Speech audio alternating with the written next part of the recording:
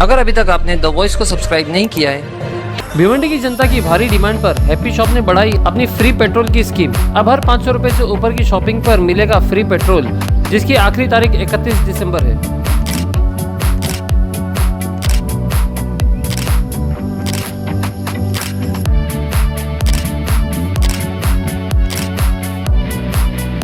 Happy shop अपने imported products और variety के लिए काफ़ी फेमस है। एक बार ज़रूर विजिट कीजिए happy shop at supreme petrol pump, Chavindra, Bhiwandi. Development plan 2023 को लेकर शहर में बढ़ती जा रही है नाराजगी। मनपा ने डेवलपमेंट प्लान की घोषणा की। इसके बाद शहर में एक आक्रोश नजर आ गया और इसको लेकर जोरों में विरोध शुरू हो गया। स्थानीयों का कहना है कि पिछले डीपी प्लान में बहुत लोगों के घर चले गए थे, जिनके मुआवजे की मांग की गई थी लेकिन पूरी नहीं हुई।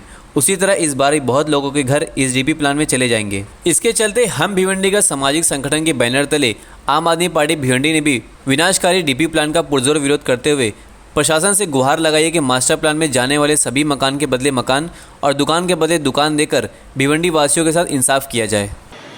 हम भिवंडीकर ये इस नॉन पॉलिटिकल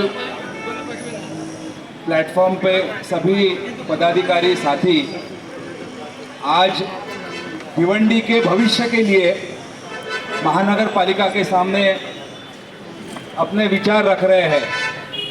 इस देश में लोकशाही है और लोकशाही की व्याख्या होता ही कि लोगों के लिए बनाई हुई व्यवस्था। तो यही सोच जो है भिवंडी का डेवलपमेंट प्लान यानी कि विकास का जो आराखड़ा है, उसको अगर हम देखेंगे तो लगता नहीं है कि यहाँ पे कुछ लोकशाही का कुछ अंश है, यहाँ पे पूरा तानाशाही का अंश है उस पूरे डीपी प्लान में। मेरे पहले कुछ वक्ताओं ने अपनी बातें रखी। अगर 2003 का प्लान में से सिर्फ 11% प्लान का इम्प्लीमेंटेशन होता है तो ये बहुत गलत चीज़ है। और ये ऐसा दर्शाती है कि जो 20 साल पहले प्लानिंग किया था वो प्लानिंग का इम्प्लीमेंटेशन करने में यहाँ की व्यवस्था कमज़ोर पड़ी है। दोस्तों, कोई भी शहर का जब विकास होता है तो क्या होता है? विकास का जो प्लान होता है उसमें बच्चों के लिए स्कूल की व्यवस्था होती है। हम देखते हैं कि पिछले कई सालों में भिवंडी की करीब 15 स्कूलें बंद हो गई है। अपना जो बच्चा है उसको पढ़ने के लिए अच्छी स्कूल चाहिए कि नहीं चाहिए? दूसरी चीज़, भिवंडी की लोक संख्या करीब 20-22 लाख है। डेवलपमेंट प्लान में अस्पताल है क्या? अगर 20 लाख लोगों के लिए सिर्फ एक ही अस्पताल है और जागतिक आरोग्य संगठन जिसको वर्ल्ड हेल्थ ऑर्गेनाइजेशन कहा जाता है उसके मुताबिक उसके गाइडलाइंस के मुताबिक 10,000 लोगों के पीछे 100 बेड का एक हॉस्पिटल यानी कि 1% पॉपुलेशन के हिसाब से एक होना चाहिए। अगर अपनी पॉपुलेशन 22 लाख है तो उसका 1% कितना होता है? करीब 22,000 बेड या 20,000 बेड का हॉस्पिटल होना चाहिए। तो समझ लीजिए कि व्यवस्था कैसी बनाई गई है। जहाँ पे लोग रहते हैं, हिंदू बस्ती में कब्रिस्तान डाला है, मुस्लिम बस्ती में शमशान घाट डाला है। अरे ये क्या खिचड़ी बना रहा है कि ये डीपी प्लान है तुम्हारा? ये हमें मंजूर नहीं है। इसीलिए यहाँ पे अलग अलग विचारधारा वाले लोग आए हैं। मैं आप सभी लोगों को सलाम करता हूँ क्योंकि हमारे लिए भिवंडी का विकास सबसे टॉप प्रायोरिटी है। और इसीलिए हम सब लोग साथ में मिलके अगर महानगर पालिका की जो व्यवस्था है उसके साथ में चर्चा करेंगे, संवैधानिक तौर से चर्चा करेंगे, तो मुझे पूरा विश्वास है कि सरकार को सुनना पड़ेगा, प्रशासन को सुनना पड़ेगा। और अगर उन्होंने नहीं सुना तो दोस्तों, डॉक्टर बाबा साहेब आम्बेडकर ने जो संविधान लिखा है, संविधान में हमें सभी लोगों को अनशन करने का अधिकार दिया है। अगर नहीं सुना तो सब लोगों को मंजूर है, हम यहाँ पे ही बैठेंगे अनशन करने के लिए। मंजूर है सबको? हम गांधी के विचार से, अहिंसात्मक मार्ग से इसी जगह पे उपोषण के लिए बैठेंगे जब तक हमारी मांगे डिस्ट्रीब्यूशन प्लान, डीपी प्लान, जब तक भिवंडी में रहने वाले छोटे बच्चे से लेके महिला से लेके सीनियर सिटीजन तक, गरीब हो अमीर हो, झुग्गी झोपड़ियों में रहने वाला हो, फेरी वाला हो, फेरी वालों को क्यों, मतलब यहाँ की व्यवस्था फेरी वालों को सिर्फ चंदा जमा करने के लिए देखती है क्या? फेरी वाला भी यहाँ का एक बहुत महत्वपूर्ण अंग है और उसके लिए हॉकर जोन की बहुत जरूरी है, उसका भी अंतर्भाव होना चाहिए भिवंडी के डेवलपमेंट प्लान में।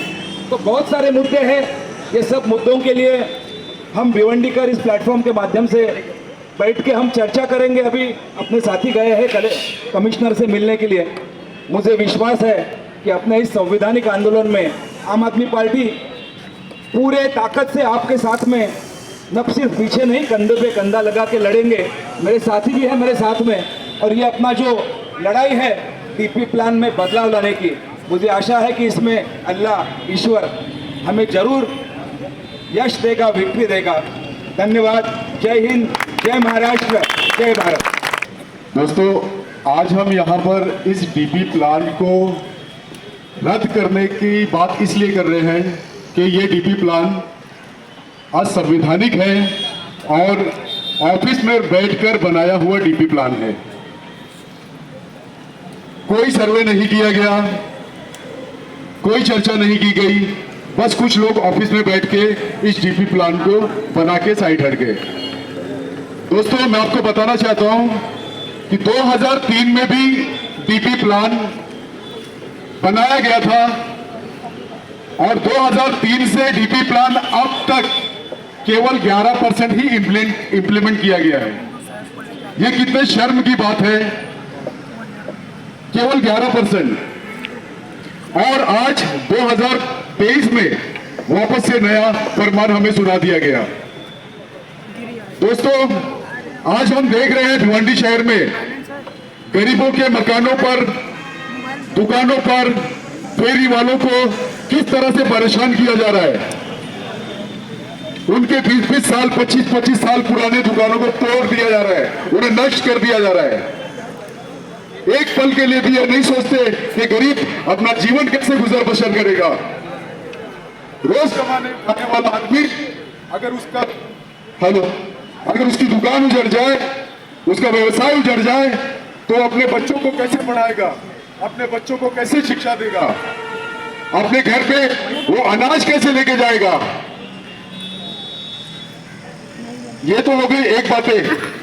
सेकंड, हम भिवंडीकर हमें इन असुविधाओं से इसलिए गुजरना पड़ रहा है दोस्तों कि हम वोट तो करते हैं, किसी अन्य पार्टी को वोट करते हैं। हाँ, नहीं पार्टी की बात नहीं, हम किसी को भी वोट करते हैं। महापौर बीजेपी का समर्थक कैसे बनता है, कभी सोचा आपने? हम अलग अलग पार्टियों को वोट करते हैं, लेकिन महापौर बीजेपी का समर्थक ही कैसे बनता है, कभी सोचा आपने? ये जो असुविधाएं हमारे सामने आज प्रकट हुई है, इसके जिम्मेदार कहीं ना कहीं हम खुद भी हैं। हम क्यों ऐसे लोगों को शय देते हैं जो हमारे शहर को नष्ट कर रहे हैं? हम क्यों ऐसे लोगों को शय देते हैं?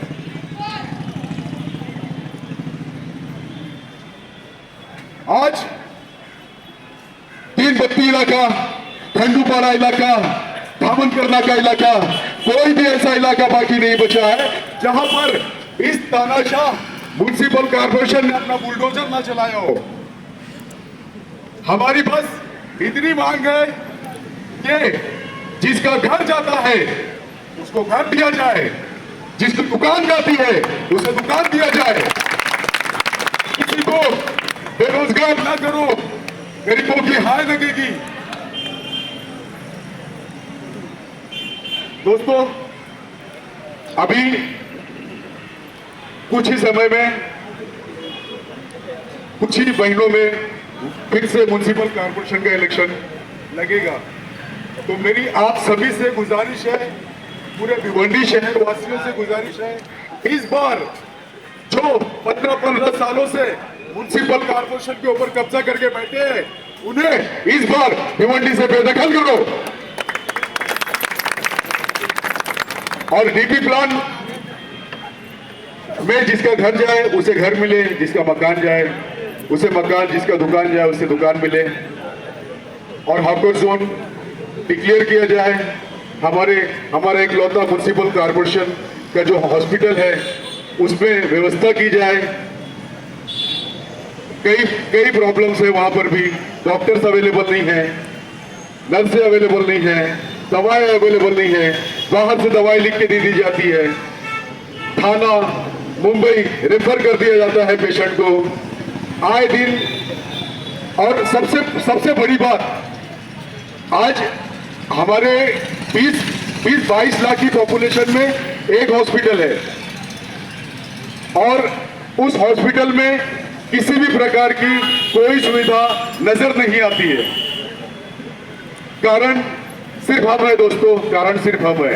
इस बार हम मुतमईन हो जाए, इस बार हम ऐसे लोगों को सत्ता में ना आने दें जो हमारा ध्यान नहीं रख सकते, हमारी छोटी छोटी जरूरतों को पूरा न कर सके, जो भ्रष्टाचारी है उन्हें सत्ता से दूर रखा जाए।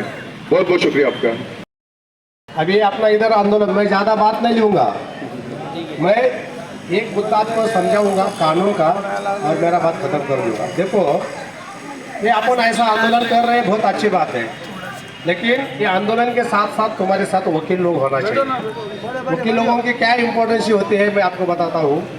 ये जो डीपी प्लान है और जो पहला डीपी प्लान है, तो दोनों में क्या गलत है कानून से, उसका स्टडी करना चाहिए अपन ने, और उसका स्टडी करके ये डीपी प्लान के लिए स्टे लाना चाहिए हाईकोर्ट में से।